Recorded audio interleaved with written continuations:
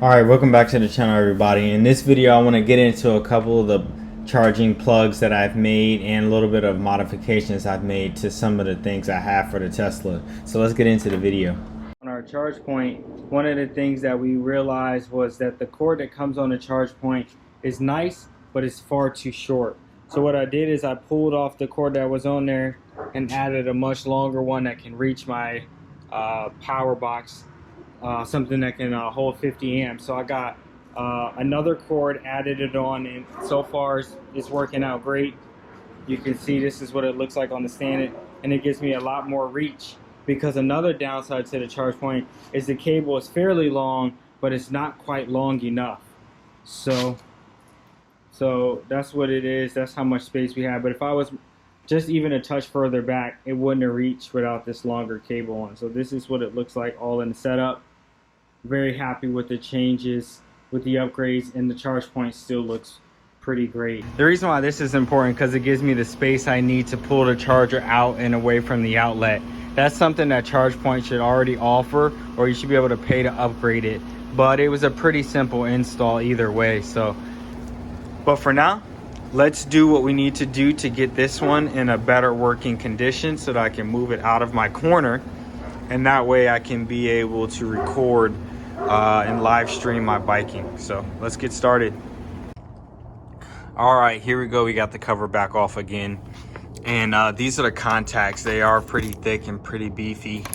You just got to pull this clip, pull these back out, and what I'm gonna do is test these to see which 3 plugs.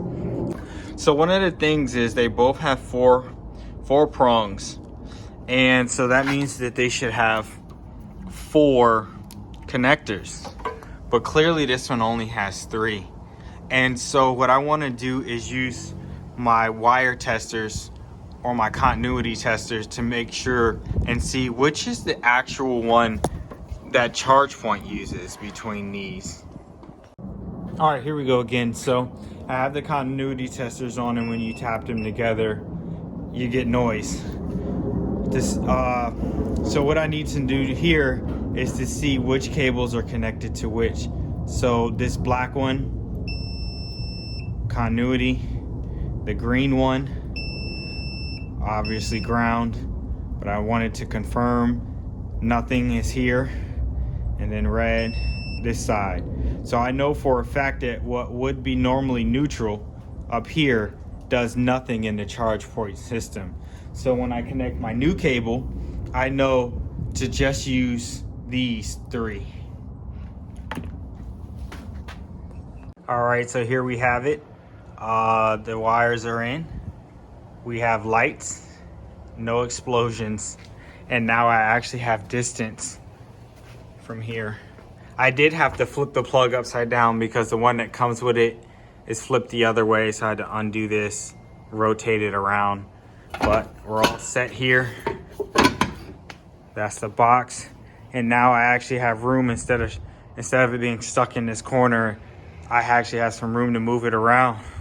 So that was pretty much successful. Next, let's build the Nema 1450 adapter to convert the Tesla charger to camping RV outlets. I got this 30 amp to 50 amp RV adapter off Amazon. I'll put the link in the video description below. But first we have to begin by cutting off the 1450 head and replacing it with a custom 1450 head that I got from Lowe's. Also will have the link to that in the video description below. Alright, let's go over the wiring. So just like we saw in the earlier clips, that top neutral plug does nothing in the EV setup that we need. So the neutral bond will be gone, and we'll just have 2 hots and a ground, and you'll see that in the diagram for EV. So that's all you need to do, and that's exactly what you'll see me doing here in this clip. At the end of the day, we're doing all of this to make sure that the Tesla charger recognizes the 30 amp TT outlet. Once you make this plug, do not use it for any other 1450 devices that are not EVs or EVSE equipment.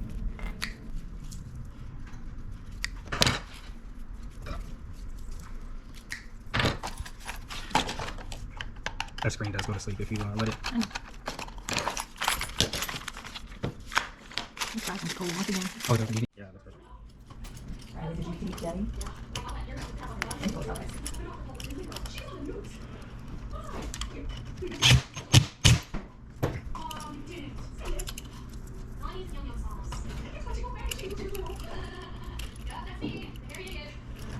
I don't know if you noticed yet, but basically the white one goes on the right side, the black one goes on the left side. It basically is like straight through wiring from what you see on the other side. So the neutral is still neutral.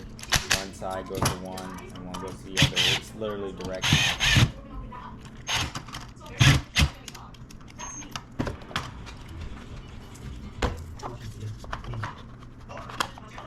Alright everybody, we have our plug that we made from the prior video and our Tesla charging cable. Let's see if what we did worked. Come in here, plug it into our outlet.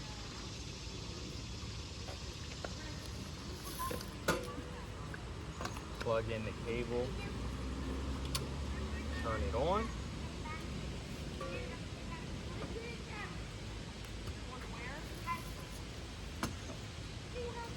So we know everything is good to go here. The Tesla logo is now glowing.